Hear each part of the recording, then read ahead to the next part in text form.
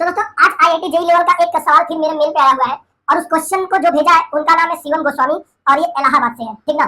शिवम गोस्वामी ने क्या पूछा है, उन्होंने पूछा है कि सर अगर कोई क्यूब है और उसके सारे साइड का रेजिस्टेंस आर है, ठीक ना, तो इस क्यूब का जो बड़ा वाला डायगोनल है यानी ए और बी है, इसके क्रॉस इक्विवेलेंट रेजिस्टर कैसे निकालते हैं, इसका पूरा कॉन्सेप्ट सिखा दीजिए और बता दीजिए कि ऐसे सवालों को हम कैसे करेंगे अगर ऐसा कुछ आ जाए तो। सबसे पहली बात इसके कॉन्सेप्ट को समझते हैं। ये कॉन्सेप्ट क्या है, देखो अगर हम कॉन्सेप्ट की बात करेंगे तो जैसे मान लो कि अगर हमारे पास एक बॉक्स है, ये बॉक्स है, इसमें रेजिस्टेंस का कॉम्बिनेशन चाहे जैसा हो, डजंट मैटर, चाहे जैसा हो, चाहे पैरेलल हो, चाहे सीरीज हो, चाहे हेराफेरी, कुछ भी हो, उससे कोई मतलब नहीं है।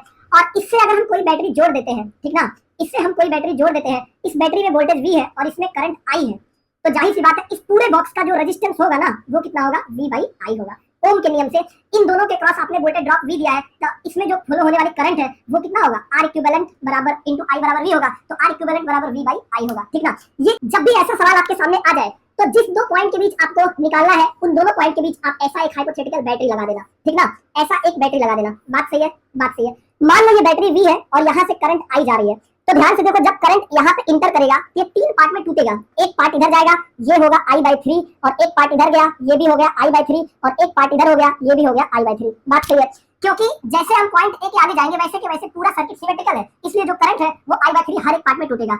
ये करंट I/3 जब यहाँ पहुंचेगा अगेन दो पार्ट में टूटेगा, इधर होगा I/6 और इधर जो है ये भी मिल जाएगा I/6, और ये करंट जब इधर जाएगा यहाँ पे तो दो पार्ट में टूटेगा, ये मिल जाएगा I/6 और इधर मिल जाएगा I/6, और ये I/3 यहाँ पहुंचेगा तो इधर भी मिल जाएगा I/6 और अगेन इधर भी मिल जाएगा I/6।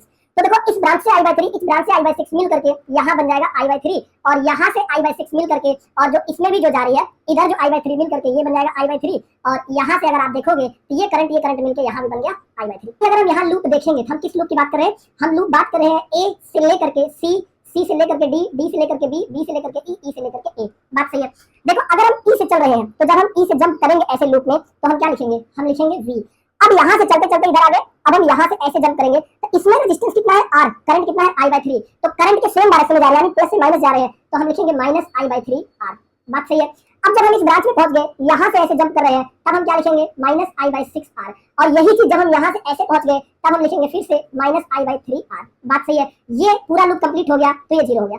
अब यहाँ से अगर हम V को इस साइड लिखेंगे तो हमें देखो मिलेगा I/3 तो इसे हम लिख सकते हैं, क्या लिख सकते हैं, 2I/6 प्लस 2I/6 और प्लस यहाँ से I/6 लिख सकते हैं, और इन सबको ब्रैकेट में बंद करके R कॉमन ले लिया है।